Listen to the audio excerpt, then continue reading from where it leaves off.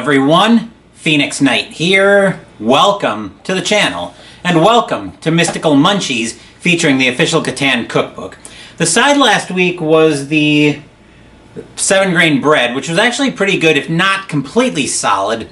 This week, we're on to the entree, Harbormaster's Fish and Chips. First up, let's tell the story. Building seaside settlements and cities isn't always smooth sailing, but the reward of a bustling commerce site makes the road, or roads, to get there well worth it. Same goes for this recipe. The extra work really pays off in the deep flavors of the chips, fries, and battered fish you'll want to eat time and again. It's the perfect treat for a game night, party, or when you just need some good old-fashioned comfort food. Well, let's find out about all of that because the ingredients are waiting for us at the table, so let's head in that direction.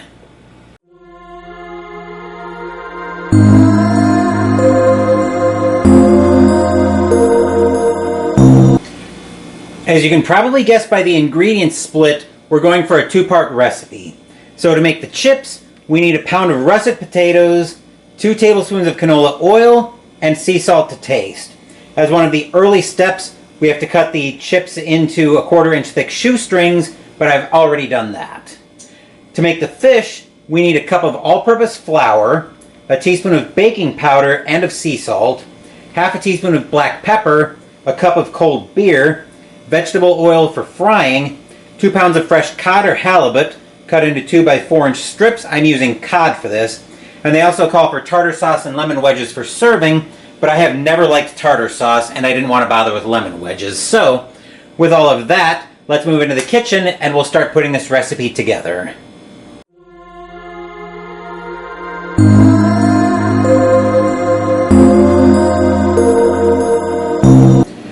You'll probably hear the oven chirping in the background. We've got it preheating to 400 degrees. So the first thing we're going to do is we're going to line a baking sheet with parchment paper.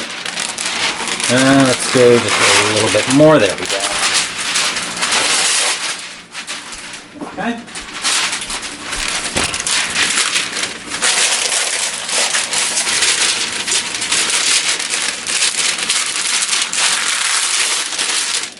I'm going to clip this down for the time being. These clips are not going in the oven, but I want to make sure the clips help. I want to make sure the parchment paper doesn't go crazy on me. So this is just, as I mentioned, this is just a temporary solution to help the parchment paper stay roughly in place. Grab a couple more clips. Actually, I want to see if I can get that on a little bit straighter. It still does not seem like it's completely setting where I want it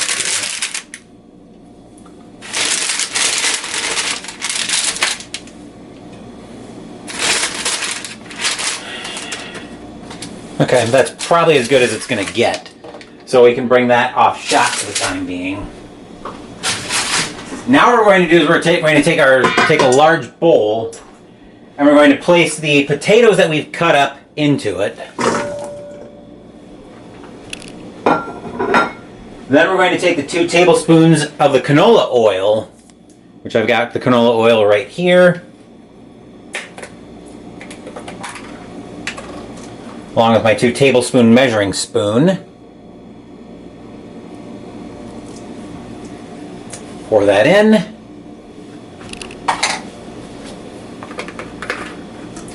The canola oil can go back up. And then we'll coat the potatoes in the oil. You want to try to coat this thoroughly. You want to try to coat the potatoes as thoroughly as you can in the oil.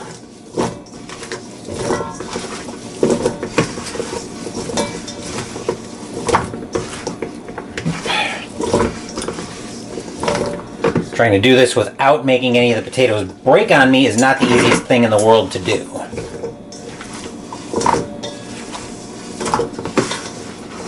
Because these are some pretty thin potatoes. Thinner than I normally cut them to when I make fish and chips. Admittedly, this isn't the normal recipe that I use for fish and chips. I've actually got a beer battered fish recipe I like a bit more, but we'll see what I think of this one. Anyway, I think that's as good as we're going to get there. I'll give my hands a quick wash.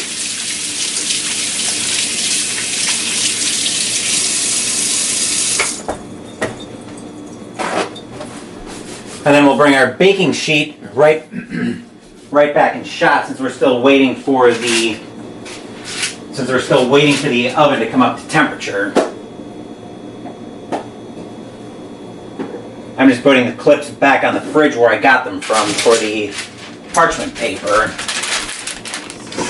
Because now we're going to take the potatoes and line them on the parchment paper.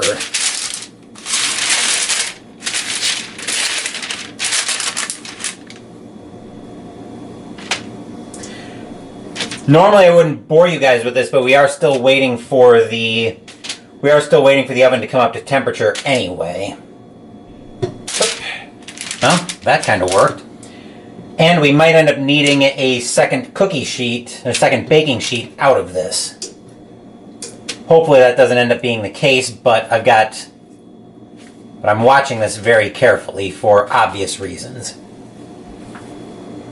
Okay.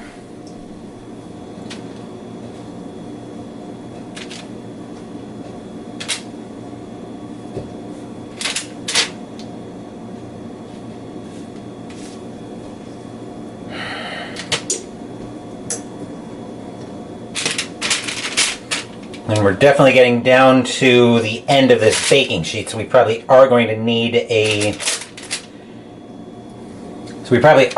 second baking sheet here in a little bit. But again, we'll see how this goes.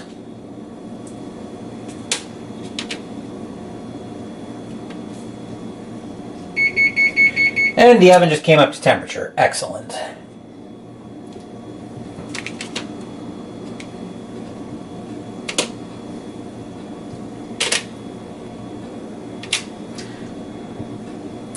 And that's about what I was afraid of. Let's see if I can do a few more along there. Maybe some along this edge. Yep, looks like it. I could theoretically come down the middle as well, I think. With at least a couple.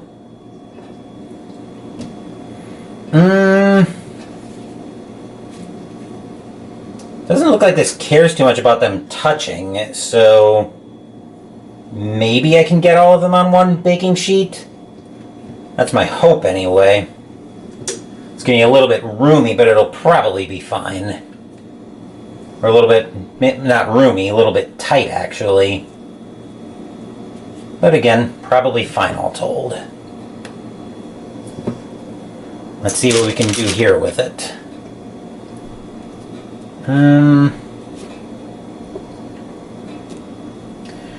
So yeah, we're probably going to have just a giant clump of potato in a couple spots when this comes out of the oven, but I think we can get them all lined up here.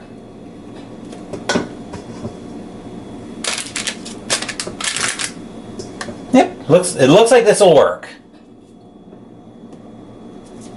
A little bit tighter than I thought it would be, but it worked.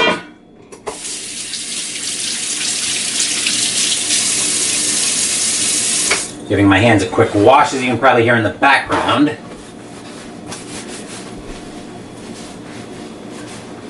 And then we're going to put them in the oven for 20 to 25 minutes until browned and crispy. When they come out, we'll sprinkle them with sea salt. So I'm going to move the camera out of the way, put these in the oven.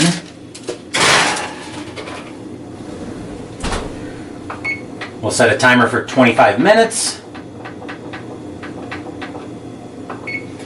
And then we're going to bring the stuff for the fish in shot next.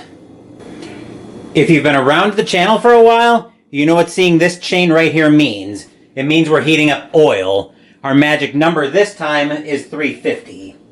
So while we're heating up the oil, we're going to start off to make the fish in a mixing bowl. We're going to combine the flour, baking powder, sea salt, and black pepper. So we've got our flour right here. See if I can dip this in. Perfect. All right, we're going to have a little more than a cup there, but I can probably work with that. The flour can go back up.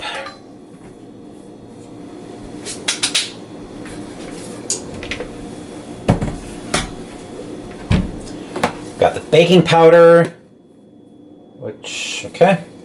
Baking powder is right here, by the way. I was just checking the date on it. I did pick up more from the grocery store, but it turns out I'm fine. Baking powder. Both of those can go back up. Sea salt.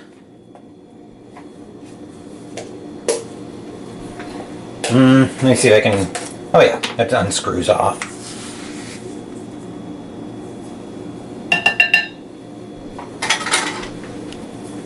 The sea salt can go back up.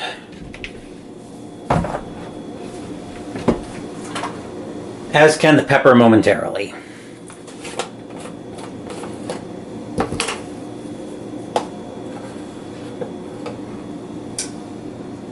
Okay.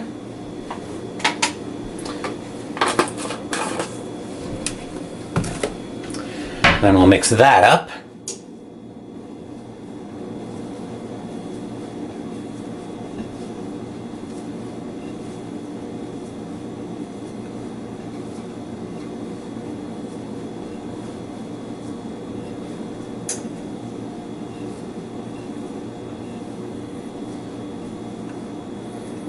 Okay.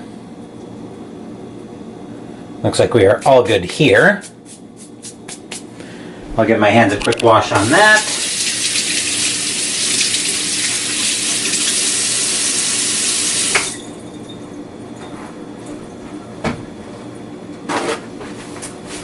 That oil is going to take quite a while to come up. I'm bringing that up over medium heat.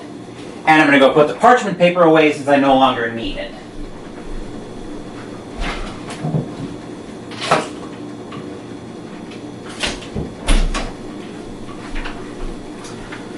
Fish over a little bit closer since I'll be looking for that soon.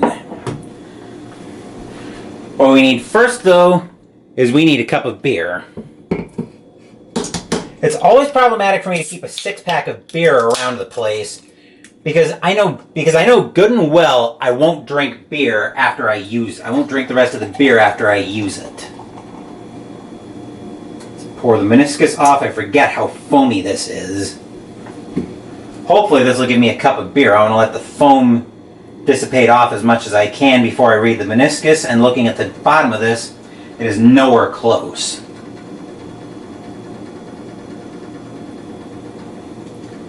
And let me pour up.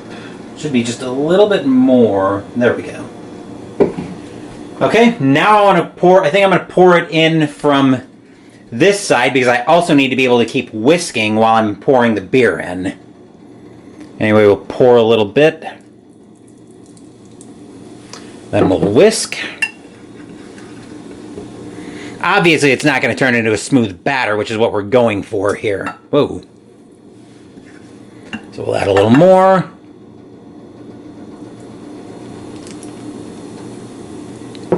I've still got the rest of the can of beer off shot. I haven't poured the rest of it down the drain yet.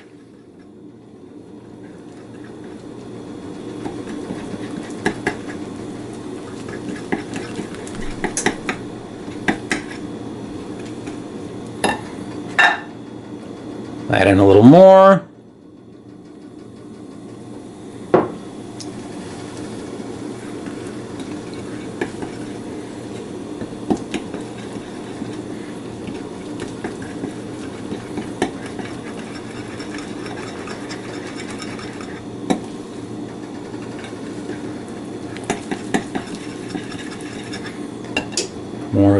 More of the cup.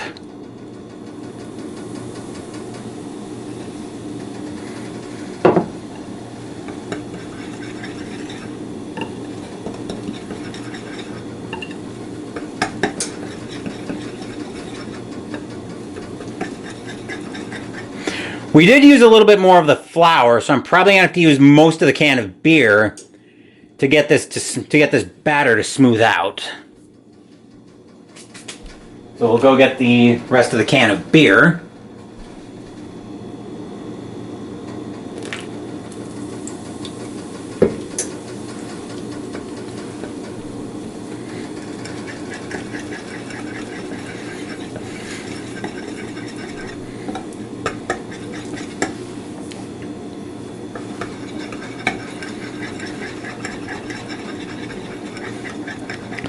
the oil is going to be a while, it looks like, getting up to temperature, which hopefully we can use that to our advantage to work on smoothing this batter out.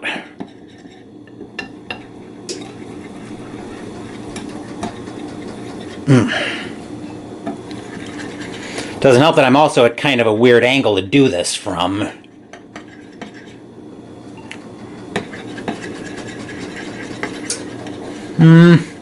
Let's bring in a little bit. Let's try to get as much of this flour incorporated as I can.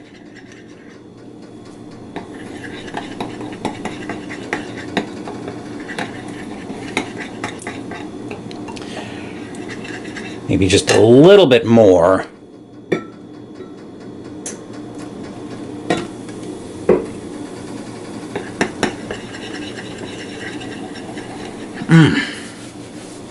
Shoulder hurts a little bit, but I'm also at kind of a weird angle to mix this up. But I think we've got the batter pretty much where I want it to be. Let me just scrape the underside a little bit.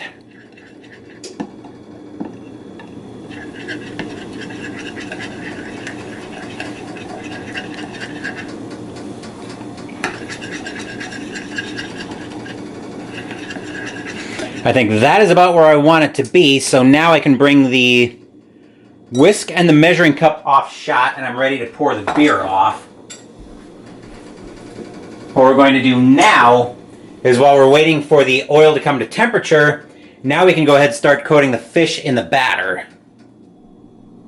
We can probably get a few pieces here ready to go. And at this point, we'll be waiting for the oil to come to temperature. I'm expecting the chips to come out of the oven first, though. That's a pretty big piece, but I think we can manage it. And I think one more can go in there. Okay, I think we're all good there. So now we have to wait for, now we're going to be waiting for quite a while for the oil to come up to temperature. So the oil right now is at 158 and climbing, so it's going to actually 162 now and climbing. So we'll come back when the oil is up to about, I would say, probably 330, 340, by which point the chips may be out, so we may come back a little bit sooner than that. Just like I thought, the potatoes came out of the oven before the oil is ready. So now we're going to sprinkle some sea salt on the chips.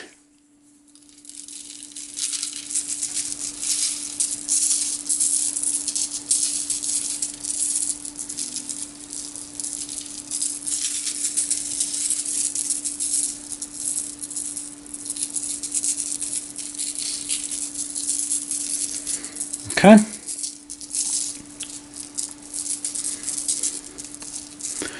Alright, so the sea salt can go back up. Checking the oil temperature, it's at 311 and still climbing. Little ways to go before I want to turn the camera back on, so we'll be back in the kitchen when the oil is closer to temperature. The temperature on the oil just got up to 340, so we're going to watch the last 10 degrees in real time. We're at 342 right now, so this is probably going to take about another 30 seconds to a minute, so if you're wearing headphones, you probably won't want to be in that time. So just be ready. We're at 343.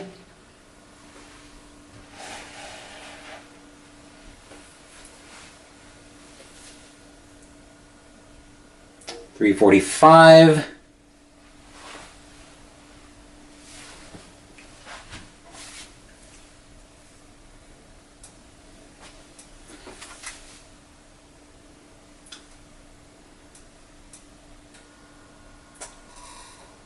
Come on, keep climbing.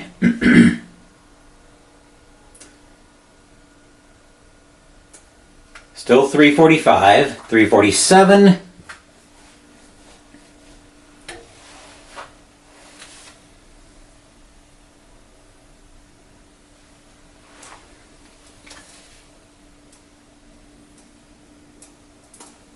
Shouldn't be too much longer now. 349.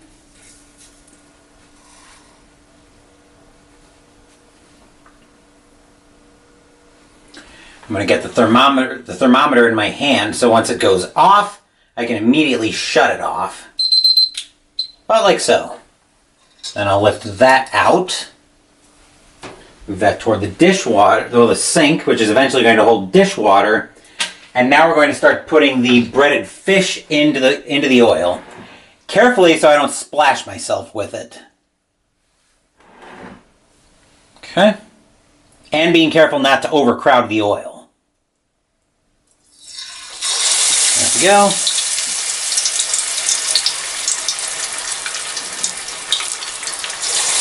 Also, not splashing myself because oil at 350, imagine that, it's hot.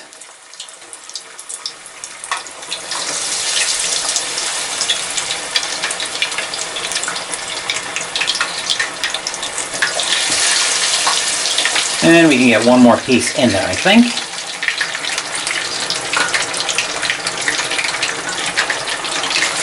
Okay. Definitely managed to not overcrowd the pot on that one. I'll set a kitchen timer for about 5 minutes.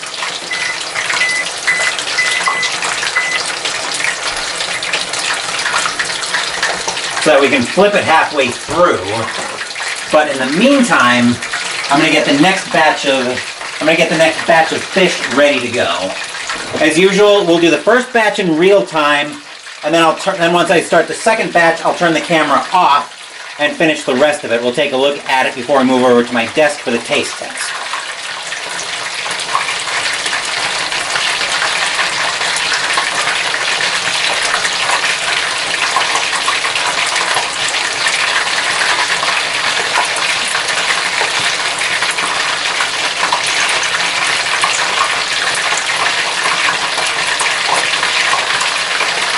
Okay.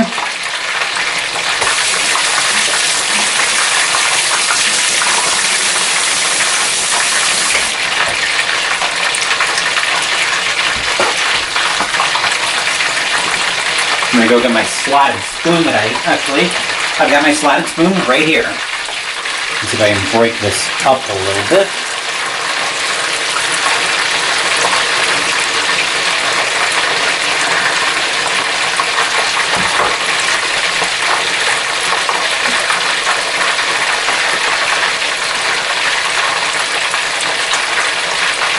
Okay.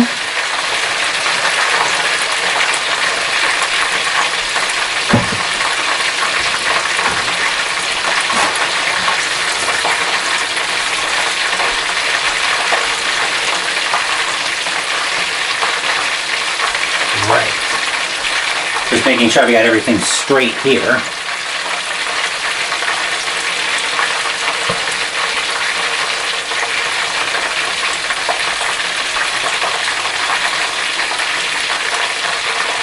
Minutes remaining. We're just about at the halfway point, so I'm all ready to flip the first batch of fish.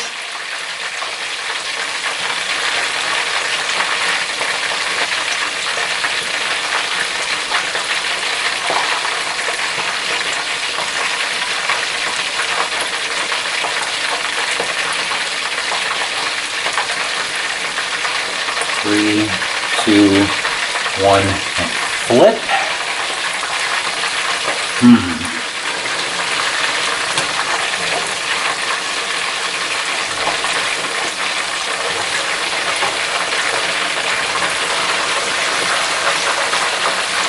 Thought the breading would adhere a little better.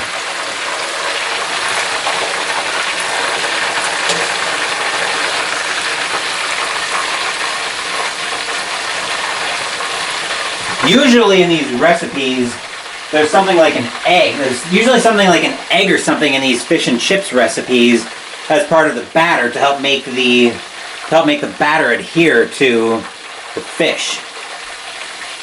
So I'm a little bit surprised that there wasn't something like that in here to help the fish adhere.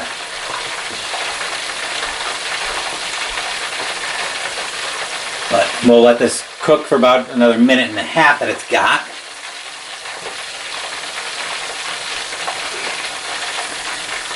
And I'll bring a plate that I've already lined with paper towel over toward the pot when we're ready to take all of this out.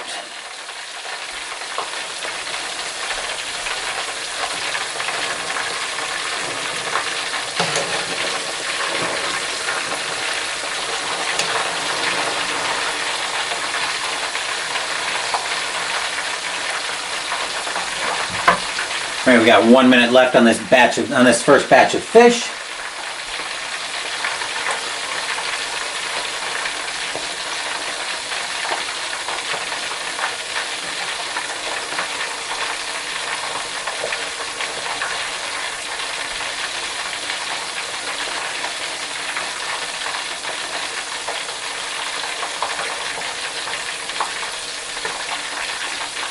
We've got 30 seconds left in this first batch. You'll hear the microwave beep in a little less than 30 seconds as we'll take the fish off. Excuse me.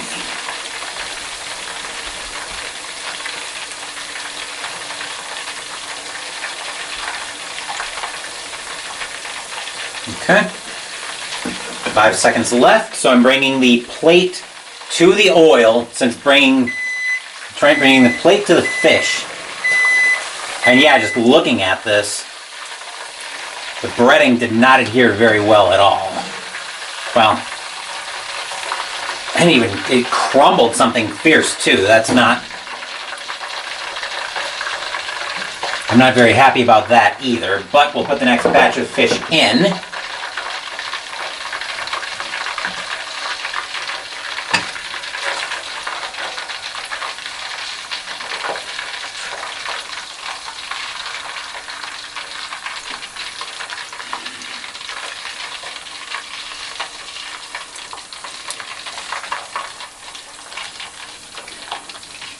It's entirely possible I might have added a little bit too much beer to the batter to make it not adhere that well. So that might also be the problem. The batter might have been a little bit too runny, but with that in mind, as usual, we're not going to watch the subsequent batches of fish cook in real time.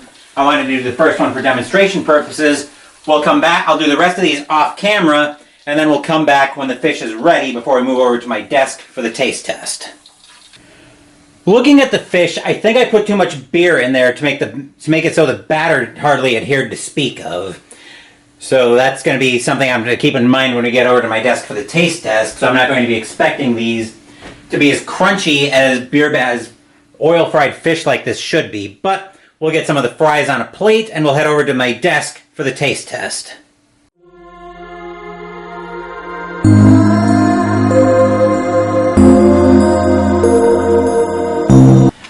Looking at everything as it came out of the oven and out of the oil, the batter didn't adhere to the fish and the chips were still soggy, so I'm not expecting great results on this one, but let's give it a taste and see what I think. First the fish. Looks like I happened to hit a crispy spot.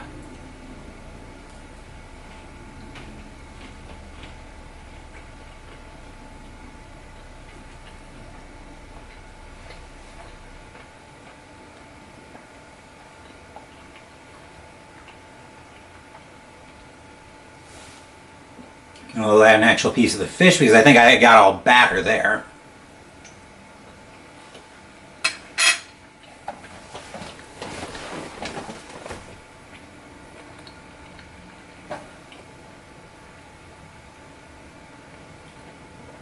And a couple of the chips.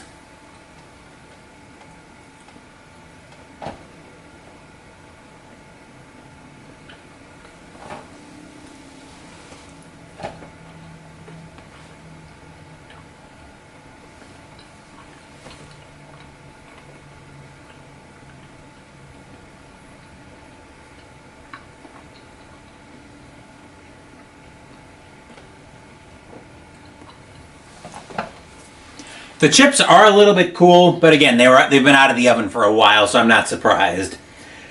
Taste-wise, everything turned out fine, but the fish, again, not really Not real crispy at all, because I think I put too much beer in there to make the batter way runnier than it needed to be. So just be very careful with that. But that's another episode of Mystical Munchies in the books. Next week we'll be making the dessert, homemade fudge bricks. Still busy on the channel. Later tonight we're going to have the other wildcard game, the last wildcard game in the 1972 playoffs, as we move over to the AFC and Synergy Field for the Cincinnati Bengals to host the Denver Broncos. Tomorrow we're playing 5 Parsecs from home in a space RPG debut, and Wednesday we'll be debuting a new Historic Wings game as we play SOE Lysander. Thank you for watching the video. Please give the video a thumbs up and subscribe to the channel. Be sure to turn on notifications so you get my content. Be well, stay safe, take care of yourselves and your loved ones, and I'll be back with more videos in the future. Until then, take care everyone.